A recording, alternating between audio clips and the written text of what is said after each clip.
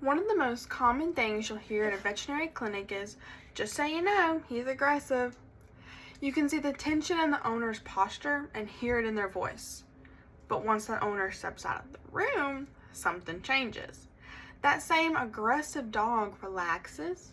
They'll sit calmly, they'll lean into you.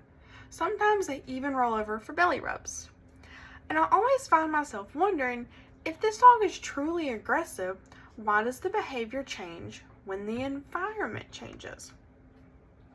This topic is important because the way we interpret behavior shapes how we respond.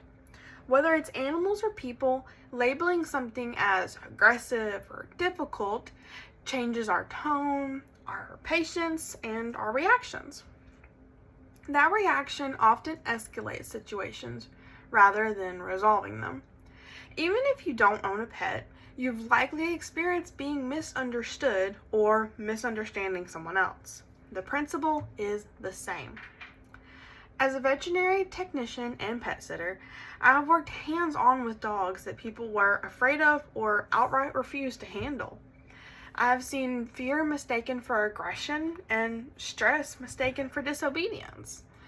I also own a pit bull mixed breed, a breed often stereotyped as dangerous. Both professionally and personally, I've observed how quickly behavior shifts when humans adjust their approach. Before labeling an animal as aggressive or difficult, we must examine how our own behavior, our tone, and the environment may be influencing the situation. First, I'll explain how animal behavior functions as communication rather than intention. Second, I'll share some real experience that shows how human reaction directly shaped animal responses, while also acknowledging that true aggression does exist. Finally, I'll explain why this matters beyond animals and challenge you to reconsider how you interpret behavior in general. Animal behavior is communication, not automatically aggression. Dogs respond to stress, tone, intention, and body language. A lot of the time, what people describe as aggression is actually fear or overstimulation or pure confusion. Dogs mirror human anxiety. Raised voices or tight leash handling or hovering or ignoring the early stress signals can escalate defensive responses. If stress signals are ignored long enough, the reactive behavior can turn into learned behavior. When a dog is repeatedly placed in a stressful situation or constantly handled by someone who is anxious or unaware of the warning signs to look for, the dog may begin to expect the stress. Over time, defensive reactions will become patterns. What may have started as fear in isolated situations can develop into learned behaviors. However, when placed in a different environment with calm, consistent handling, these behaviors can often improve.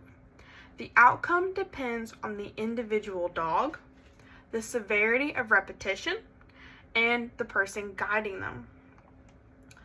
True and persistent aggression does exist in certain cases. In my experience, I've seen animals that were genuinely unsafe to handle. In some cases, intact male dogs with high testosterone displayed severe aggression, and neutering significantly improved their behavior. I've also experienced heartbreaking situations where a dog's aggression was so severe that euthanasia or behavioral euthanasia was the only safe option. Those cases need to be carefully evaluated over time and involve professional assessment. They're not conclusions made from single incidences. This distinction is important because in a difference between persistent and elevated aggression and a stress response that has been misunderstood. Understanding that difference completely changed the way I see behavior. My experience working at the veterinary clinic showed me how drastically behavior changes depending on human influence. Dogs labeled aggressive often behave calmly once separated from their owners. Without anxious tones or yelling or misplaced body language cues, many of these dogs became cooperative and even affectionate.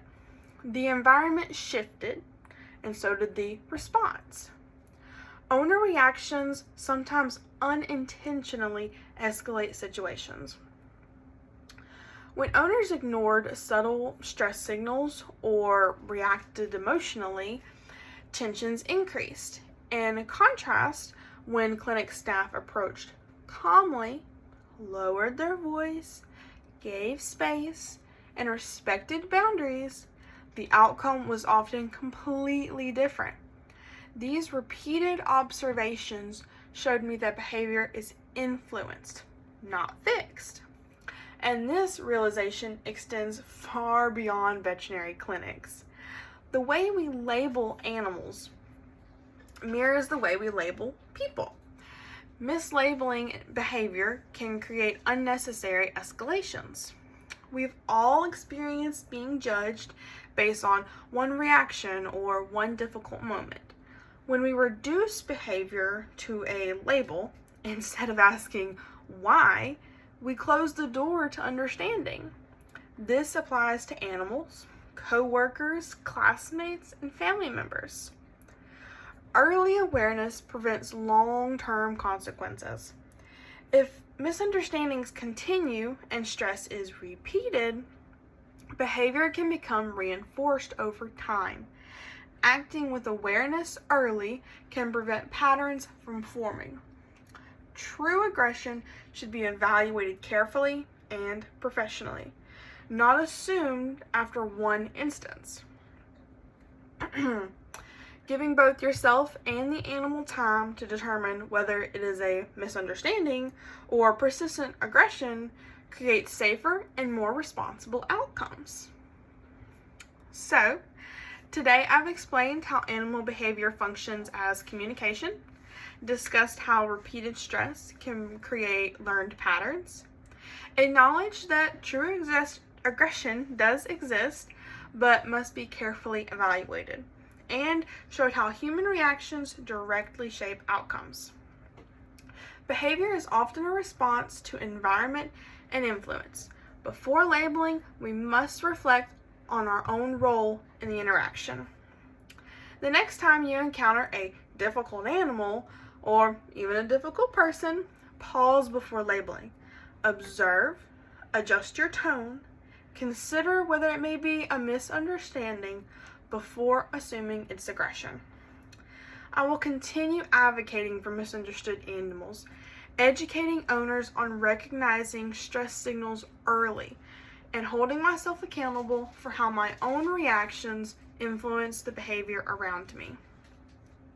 The next time someone says, "He's aggressive," I want you to picture that same dog in a calm environment. And I want you to then consider something harder. How many times have we done the same thing to people? Sometimes the behavior we're reacting to is not the real problem. Sometimes it starts with us.